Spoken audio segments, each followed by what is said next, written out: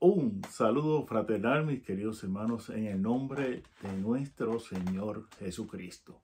Te habla tu hermano y servidor, Daniel Cáliz, del Ministerio Católico Anahuín. Hoy, mis queridos hermanos, estamos en el martes de la 11ª semana del tiempo ordinario. Y el evangelio que vamos a estar reflexionando hoy es de San Mateo, capítulo 5, versículos 43 al 48. Y como ya he dicho otras veces, este es un evangelio que nos reta y a la misma vez nos pide un compromiso. La palabra de Dios, mis queridos hermanos, siempre nos pide un compromiso. Nos tiene que hacer convertirnos ya un poco más de lo que estemos convertidos, ¿verdad? Si ya estamos dentro de la iglesia y nuestro corazón se ha ido transformando como el corazón de Jesús, siempre que leamos la palabra de Dios, esa palabra de Dios nos tiene que de alguna forma u otra mover más allá hacia la conversión, mis queridos hermanos. Y es bien importante que podamos entender eso, ¿verdad? Pues entonces vamos a proclamar esta lectura del Evangelio. Como ya dije, capítulo 5, versículos 43 al 48. Proclamación de la buena nueva de nuestro Señor Jesucristo según San Mateo. En aquel tiempo, Jesús dijo a sus discípulos: ¿Han oído ustedes que se dijo, ama a tu prójimo y odia a tu enemigo? Yo en cambio les digo, amen a sus enemigos, hagan el bien a los que los odian y rueguen por los que los persiguen y calumnian, para que sean hijos del Padre Celestial, que hace salir su sol sobre los buenos y los malos, y manda su lluvia sobre los justos y los injustos. Porque si ustedes aman a los que les aman, ¿qué recompensa merecen? Si hacen eso mismo los publicanos, y si saludan tan solo a sus hermanos, ¿qué hacen de extraordinarios? ¿No hacen eso mismo los paganos? Ustedes pues sean perfectos como su Padre Celestial es perfecto. Palabra del Señor, gloria a ti, Señor Jesús. Pues sí, mis queridos hermanos, este texto que estamos continuando leyendo en el capítulo 5 del Evangelio de San Mateo es lo que se conoce como el Sermón de la Montaña. Y para poder entender este evangelio, mis queridos hermanos, tenemos que entender el contexto cultural, histórico, ¿verdad? Y el contexto teológico también de este evangelio, de San Marcos. La razón por que él escribió este evangelio era para presentar a Jesús como el nuevo Moisés, ese el que recibía la ley y le da la ley al pueblo desde la montaña, ¿verdad? Simbolizando, representando el Sinaí, ¿verdad? Donde Dios les dio las tablas de la ley a Moisés y de ahí Moisés se la dio al pueblo de Israel. Entonces, hay un numeral del Catecismo de la Iglesia Católica que ciertamente resume lo que implica este texto que acabamos de proclamar y de escuchar. Nos dice el numeral 2608 o 2608 lo siguiente, ¿verdad? En el Catecismo de la Iglesia Católica.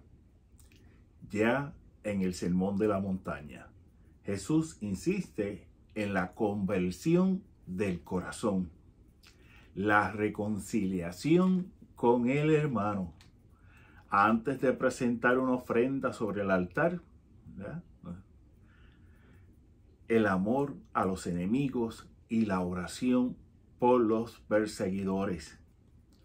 Orar al Padre en secreto. No gastar muchas palabras. Perdonar desde el fondo del corazón al orar. La pureza de corazón y la búsqueda del reino. Esta conversión se centra totalmente en el Padre. Es lo propio de un hijo, ¿verdad? Si queremos que Dios nos perdone, ¿qué hacemos? Dios Padre Todopoderoso, perdona mis pecados, ¿verdad? Siempre ese es, por así decirlo, la primera proclamación o el primer gesto de pedir perdón que siempre o usualmente realizamos, mis queridos hermanos, ¿verdad? En este evangelio, San Mateo nos revela y expone las enseñanzas de Jesús sobre esa nueva moralidad, o sea, de cómo son nuestros actos, si son buenos, si son malos, ¿verdad? Y lo hace en comparación y en confrontación con la ley antigua, con la ley mosaica. Pero hay que entender que esto no es, en ningún sentido, no es que Cristo quiera quitar la ley. Por el contrario, como nos dice el Evangelio de San Mateo en el mismo capítulo 5, ¿verdad? No crean que he venido a abolir la ley y los profetas, sino a darle cumplimiento. Mateos capítulo, podemos ver y leer Mateo capítulo 5, versículos 17 al 19, ¿verdad? Entonces, se nos pide, ¿verdad? Nos presenta esa nueva moralidad, ese nuevo marco de referencia, por así decirlo, ese nuevo marco de referencia donde usted y yo, mis queridos hermanos, tenemos que buscar, ¿verdad?, para hacer ese examen de conciencia, realizar un examen de conciencia y ver cómo estamos progresando en la vida espiritual. Y esto es muy, muy importante. ¿Ok? Entonces, y vamos a ver que seguir a Cristo requiere amar como Él nos ama. Y requiere perdonar a los que nos lastiman, a los que nos hacen mal de una u otra forma.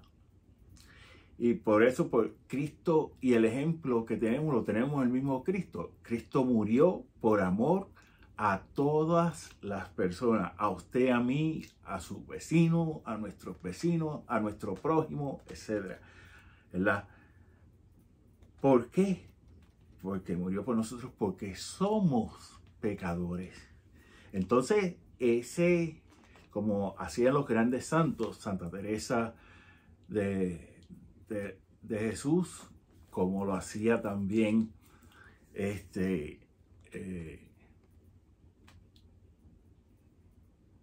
me fue el nombre ahora, San Juan de Ávila, y también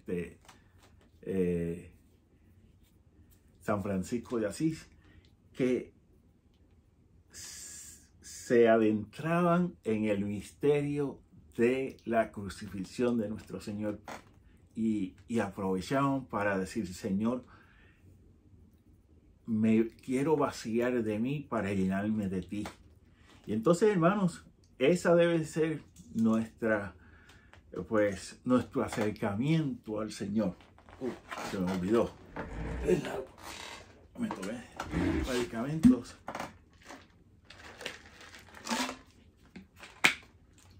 ¿Verdad? Ese debe ser el acercamiento. Y entonces podemos recordar, ¿verdad? Cuando estaban los discípulos y Pedro discutiendo de cuántas veces había que perdonar, que si 7, que si 70 veces 7, y el Señor le dice, hay que perdonar 70 veces 7. O sea, todo en todo momento, ¿verdad? Y entonces, aquí entra esa acción de buscar crecer en la conversión. Usted y yo, hermanos, ¿verdad? Meditando esta santa palabra, siempre tenemos que buscar a crecer en la conversión. Entonces, es por eso que la iglesia nos exhorta a todos los cristianos que debemos perdonarlos los unos a los otros y como condición para reconciliarnos con Dios. Por eso es que el perdón es figura, ¿verdad? El perdón configura a nuestra persona con Cristo, que nos ama incondicionalmente. Y de esa misma forma estamos llamados nosotros, mis queridos hermanos, a amar incondicionalmente. Entonces, esta palabra de Dios de hoy también, este evangelio, nos llama, ¿verdad?, a obrar en libertad. Y recordemos que la libertad siempre, siempre, siempre debe obrar para el bien común, para el bien de toda la comunidad, para el bien de los hermanos. La libertad siempre debe obrar para el bien. El abuso a esa libertad es lo que llamamos libertinaje, ¿verdad? Cuando abusamos de esa libertad. Y Dios nos da la libertad como un don, algo que Dios nos da. Y entonces ese don debemos aprovecharlo, mis queridos hermanos, ¿para qué? Para obrar siempre para el bien de los hermanos, de los demás. Entonces, en este evangelio también, el Señor nos invita a la perfección de la caridad. O sea, recordemos, sean perfectos como lo es el Padre. Pero, ¿perfección en qué sentido? ¿Perfección de qué? ¿Y cómo? Bien, primero ya dijimos que nos llama a la conversión, a pedirle perdón a los hermanos y al Señor y a Dios, pedirle perdón. Entonces también nos llama a la caridad, ¿verdad? Nos llama a obrar en la caridad. ¿Qué es la caridad? El amor hecho acción. Por eso es, y nos llama no solamente a orar en caridad, sino a la perfección de la caridad, hermanos, a la perfección de la caridad. Y esto es bien importante. Y miren lo que nos dice la Constitución Lumen Gentium del Concilio Vaticano II. Nos dice, todos los cristianos en cualquier estado o condición de vida están llamados a la plenitud de la vida cristiana, ya la perfección de la caridad, ¿verdad? Numeral número 40, párrafo 2. Entonces, por eso. Entonces tenemos que canalizar, por así decirlo, tenemos que canalizar toda esa oración, todo el proyectarnos cuando comenzamos el día con la oración de la mañana, con el Santo Rosario, con la misa. Tenemos que pedirle al Señor que nos ayude por medio de su gracia, por medio de sus dones del Espíritu Santo y los frutos. Y algo quiero aquí aclarar, bien importante, hermanos. El Señor nos da las virtudes, ¿verdad?, para que las trabajemos, pero también le tenemos que pedir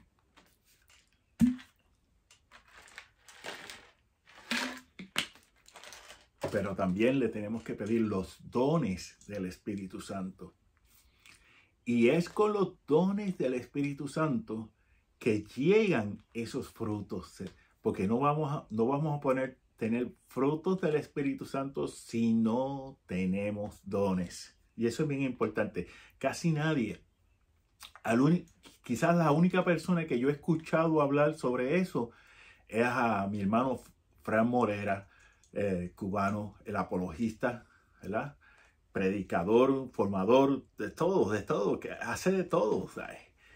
Es quizás la única persona que yo he visto en sus videos que explica eso muy bien, Fran Morera, que para poder tener los frutos del Espíritu Santo necesitamos los dones, ¿verdad? Los carismas, pues, son dones también, pero no es para nuestra santificación como los dones y los frutos del Espíritu Santo. Los carismas son para el bien de la comunidad eclesial.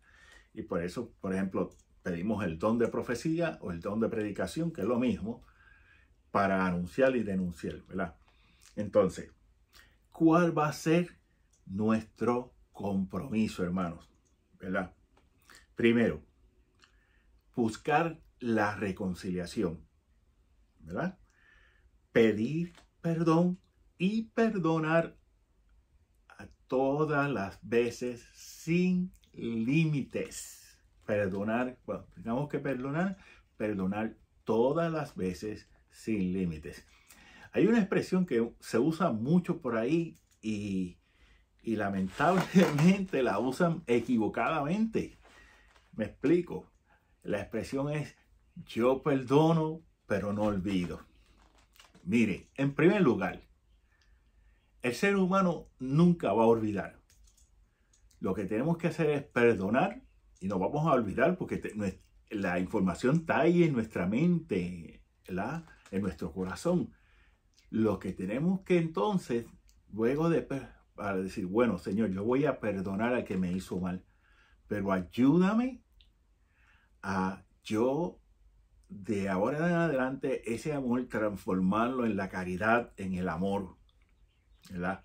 Y ayuda a esa persona para que por medio de mi perdón pueda vivir en la caridad fraterna, en el amor, y pueda ir reconociéndote como un Dios de amor. Y a nosotros reconocerlo, que nos ayude a reconocerlo siempre como un Dios de amor, ¿verdad? Perdona y no olvido. Todo el mundo perdona y no olvida. Porque lo que pasó está en la mente. Eso no lo vamos a olvidar. Eso es imposible. Nos tiene que dar quizás una amnesia de esas bien brutales, ¿verdad? Entonces, reconciliación, perdón, perdonar. Y también se nos pide llegar a la perfección de la caridad. O sea, ese amor hecho acción, de la caridad fraterna. Entonces, mis queridos hermanos, yo quiero darte las gracias, ¿verdad? Quiero darle las gracias por darse ese tiempo de escucharnos. Y te voy a pedir, ¿verdad?, que cómo obrar en la caridad fraterna con las 3C, la C de casa.